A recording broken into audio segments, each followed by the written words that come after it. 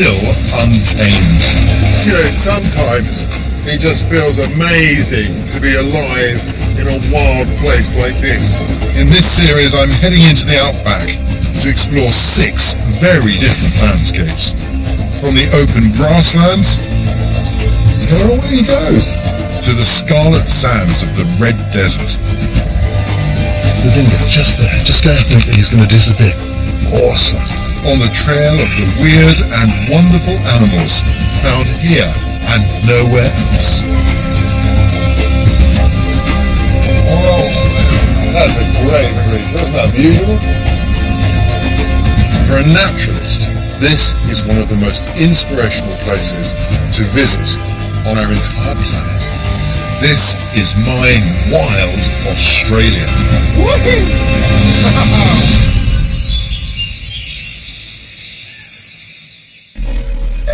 This week, I'm going in search of the wild creatures found in the waters of Australia's Antarctic-facing coastline.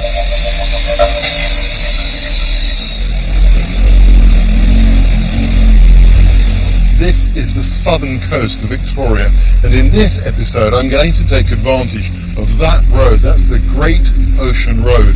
It's spectacular. It snakes its way along this incredible shoreline. Shaped as it is by the Southern Ocean, there are sheer cliffs and fantastic habitat for marine wildlife. I'm starting in Port Phillip Bay, the entrance to Melbourne Harbour. Then driving down the Great Ocean Road, following the southern coastline to the most westerly point of Victoria. On the way, I'll be taking to the seas in search of dolphins, seals, penguins, and one of the strangest marine animals I've ever encountered.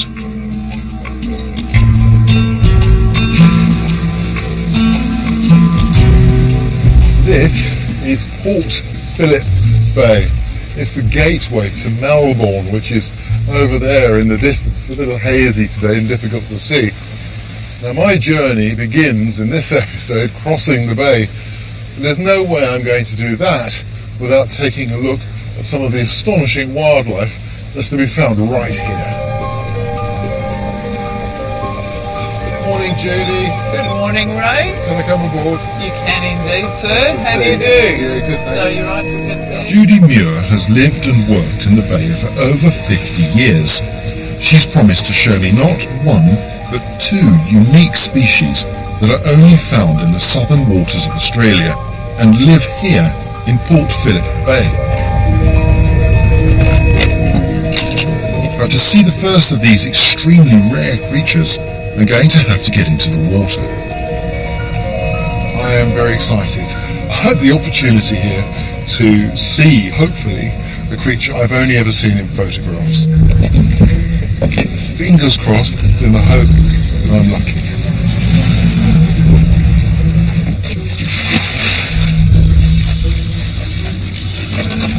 The mysterious beings I'm seeking are most likely to be found in shallow waters near the shore amongst the kelp growing on the seabed.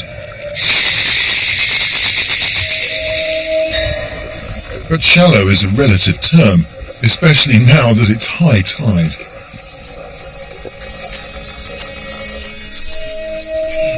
It won't be easy to spot, as this small creature has some of the most ornate camouflage on the planet. And there it is, the weedy sea dragon. This extraordinary fish is a relative of the seahorse. Protected by a bony armour of rings and plates, it swims slowly through the waving kelp, sucking up tiny shrimps and other crustaceans through its tube-like snout.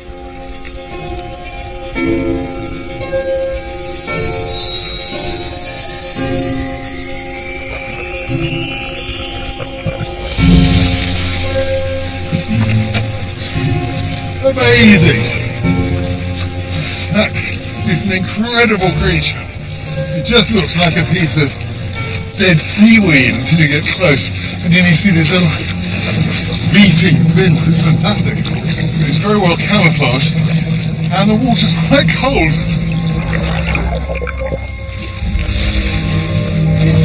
But as I brave the cold water for a second glimpse of this unique sea dragon, something incredible happens.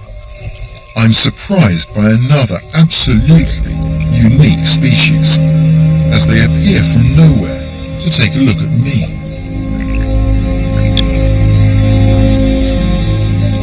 These are a rare bottle-nosed dolphin called Buranan. They're estimated to be only 150 individuals in the world, and 2 of them are swimming by my side.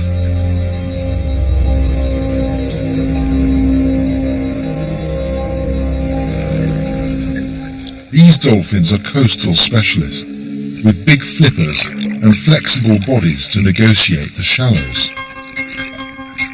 I stay on the rope so that they get to choose how close they come. And they're pretty friendly.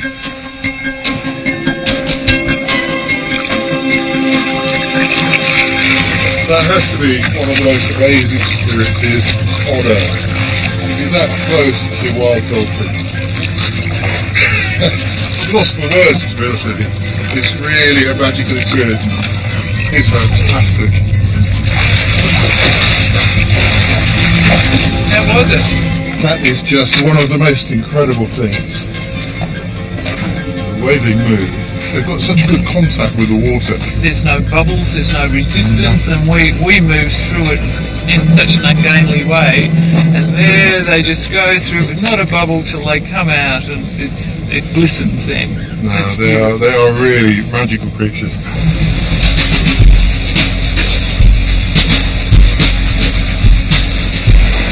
Fantastic. Look at that. As we set off across the bay, the dolphins lead the way. Buranan dolphins are territorial and live in small family groups. This pod know Judy's boat well and often turn up to play. Well, it's a perfect day. That's lovely. I have to thank you very much. You're going to drop me here. I haven't even got onto the Great Ocean Road, and I've already encountered so much wildlife. It's very beautiful. I'm glad you've enjoyed it. Yeah, it's been brilliant. Thanks a lot. Judy's put me ashore at Queenscliff, and from here it's not far to the start of the Great Ocean Road. It's quite good to get back on land, and I'm really looking forward to the next section of my journey, which is along the Great Ocean Road. It's 241 kilometres long. It's a spectacular road, and it's also the world's largest war memorial. Morning, Doug. Good morning. Nice to see you. Doug Sterling has lived all his life in the small coastal town of Lorne, and he knows why this road is a war memorial. It was built with the idea of giving employment to the return diggers from the First World War. They worked with pick and shovel and wheelbarrows mainly. How long did it take them to build the road? Well, all through about 12 or 13 years, and that was a rough road. People don't realise, what it was like when they drive over it now. Doug, if you don't mind me asking, how old are you? 93. You don't. Well, you certainly don't look 93. I don't feel it. But you remember the day the road was opened, don't you? Oh, yes. What was that like? Oh, great excitement. People could travel the whole thing.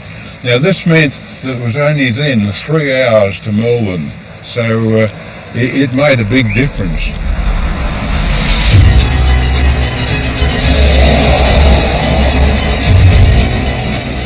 I'm now heading off along the Great Ocean Road. This is the longest south-facing shoreline on the planet.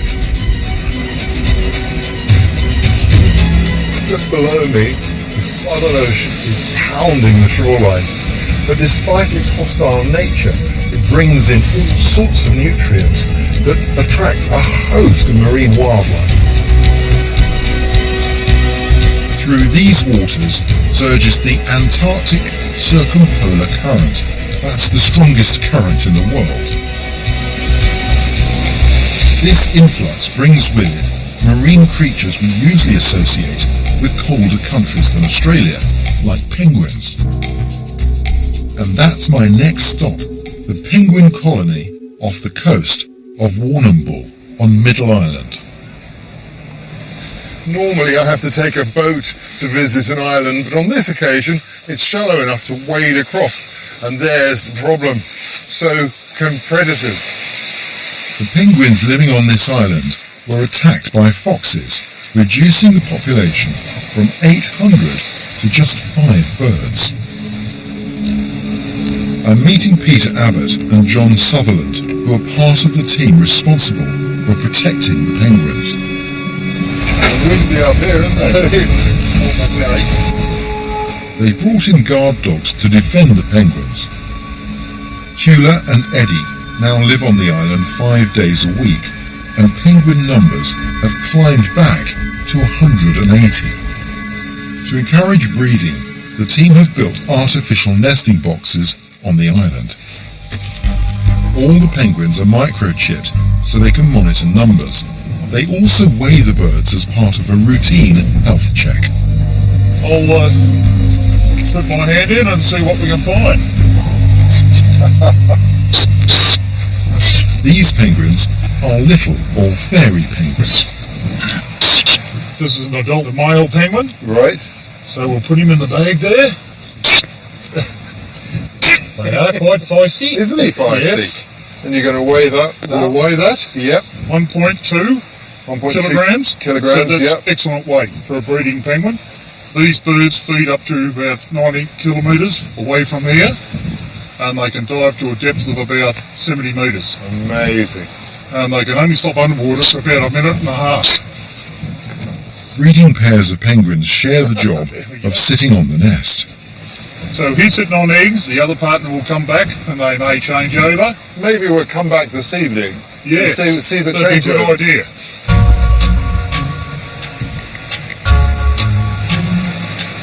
As dusk falls on Middle Island, we've assumed our penguin monitoring position.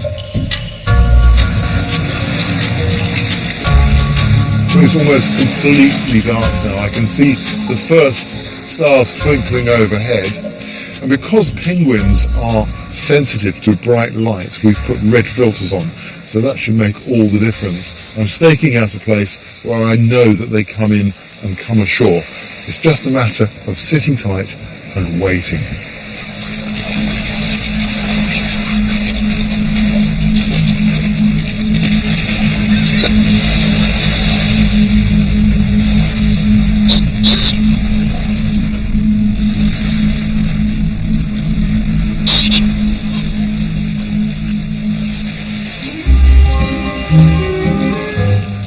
And here they come.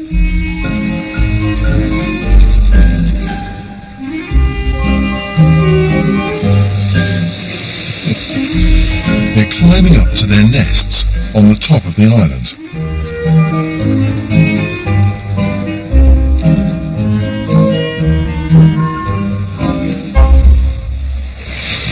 That was fantastic. I could hear them before I saw them, and then I heard a small call from up here. Then all of a sudden, out of the surf, like a team of commandos coming ashore, they snuck into the shadows and then stealthily made their way up that little slope there. It was a wonderful thing to see. I've never seen that in my life before. That has to be a real privilege to see that take place. Quite amazing. The locals call this the Penguin Superhighway. Is that magical or what? Next I'll be braving the fierce ocean waves in search of more fabulous marine creatures.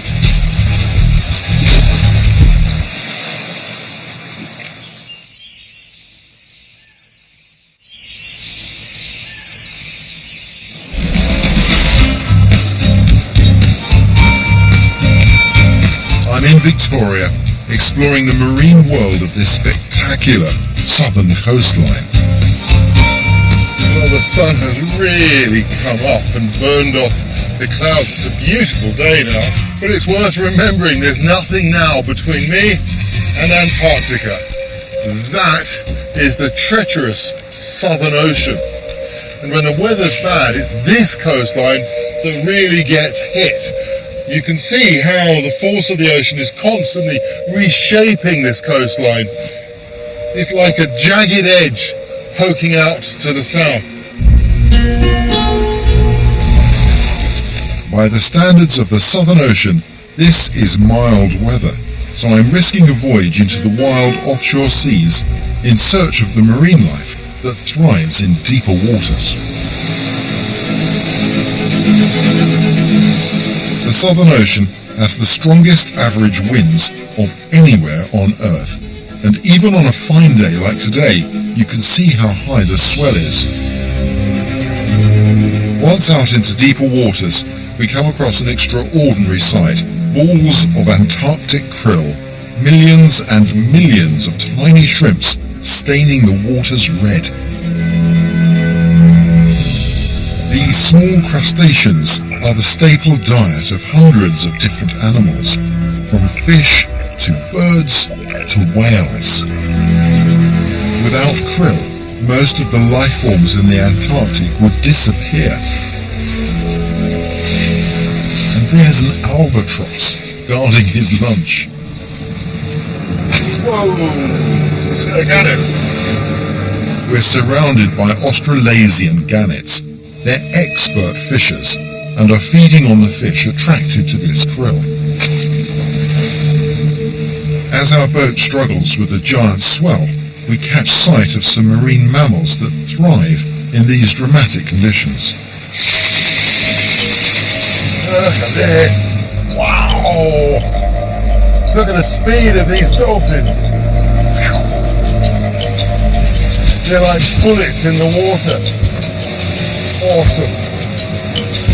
These are common dolphins, and they're a whole different ballgame to the bottlenose dolphins that I saw when I started my journey. They're inshore specialists. The common dolphin is a whole different creature. It's an athlete. It's built for the open ocean. Common dolphins are the wanderers of the oceans, moving very fast over great distances in search of food. They travel in huge megapods, sometimes with hundreds hunting together. Feeding on fast-moving fish like herring, anchovies and mackerel, these dolphins need all their speed to catch them. These creatures are perfectly adapted for the harsh conditions of the open ocean. Now you see them, now you don't. Where have they gone? Amazing. They come and then they're gone. Common dolphins can reach speeds of 40 kilometers an hour, and our boat just can't keep up with them. Time to turn for home. Well, what an incredible trip that was. You could really see there how rich a marine environment this is. The krill was absolutely impressive, and the skipper reckons that's the best krill he's seen in years. And although it's only tiny, it is of course the building block of the whole marine environment. And we saw a good example of that today with the gannets, the albatross, and of course those incredible dolphins.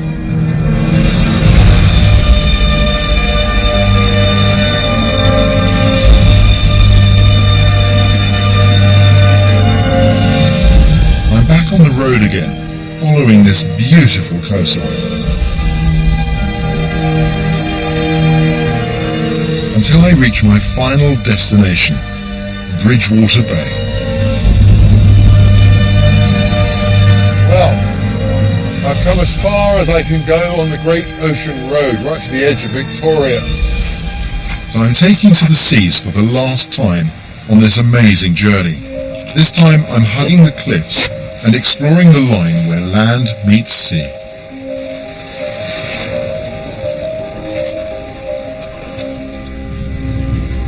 Cape Bridgewater is made of volcanic rock and is less porous than the limestone cliffs I've passed on my journey here. One of the things about the battering this coastline receives is you really get a wonderful view of the geology. Look at that, it's astonishing. It just shows you how the Earth itself is a moving, living force. It's fairly dramatic in here. You can hear the sound of the ocean magnified by this wonderful chamber of this cave. These caverns are the chosen home of the last of the rare marine creatures I'm here to see. These are Australian fur seals in here. Australian fur seals are the largest of all fur seals, famous for their big eyes and pointed snouts. Some pups have been born at this haul-out, and it's possible that Cape Bridgewater may become the only mainland breeding ground for these seals in the world.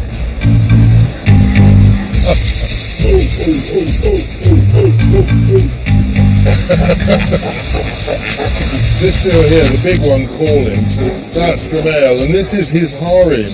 I think he's a little agitated because I was imitating his call to assure him I've got no interest in his harem.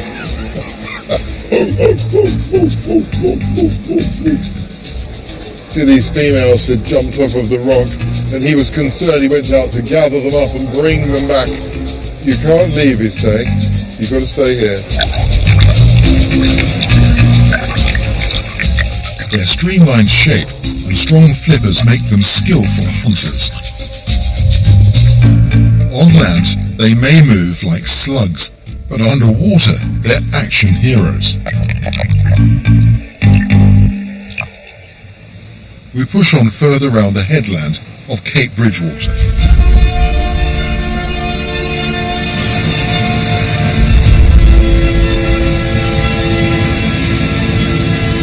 We come out of the shelter of the bay, and here you can see the power of the Southern Ocean breaking on a reef here. Can you imagine the nightmare it was for those early sailing ships that have come across the ocean? They're looking for land, they're having difficulty navigating, and then they find themselves in darkness facing something like this. It must have been a total nightmare.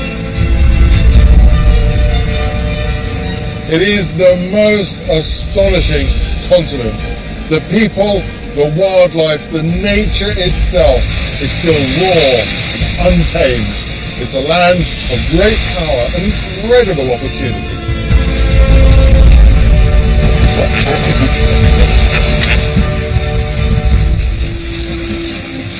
Next time, I'll be facing the fierce creatures that live in the Red Desert. Next, it's our second trip tonight to Coronation Street as the Platts and the Grimshaws look to go head-to-head. And in just half an hour, from fog to fancy lounges, it's a new series of Heathrow, Britain's busiest airport.